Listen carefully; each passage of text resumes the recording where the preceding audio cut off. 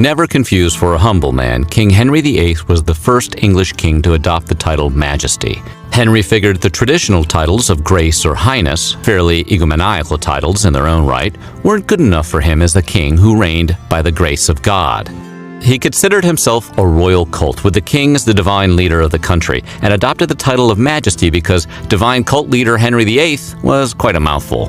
By 1520, foreign ambassadors were addressing the King of England as Your Majesty. Majesty carried additional regal connotations, deriving from the Latin word majestus, evocative of magnificence and near-divine glory harkening back to ancient ages. A beautiful and complicated word that today is used mainly by people in sarcastic tones at cars who cut them off in traffic. Sure, we've learned a lot of deeply unsettling things about Henry VIII today, on top of the many horrible things we already kinda knew about him. But now we come to the most likable and relatable quality Henry possessed. Henry was a dog person. That's right. Like many kings of this era, and current single men, he had a plethora of pets, but the dogs were the real stars of the show. Henry adored his dogs, including greyhounds and beagles, who he would dress up in velvet collars and little tiny silk coats.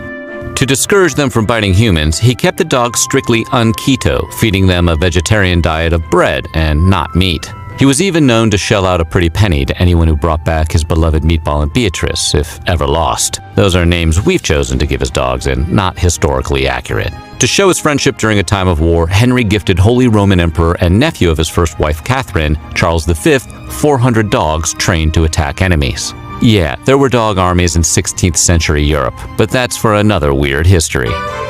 So what do you think about Henry VIII? Let us know in the comments below, and while you're at it, check out some of these other videos from our weird history.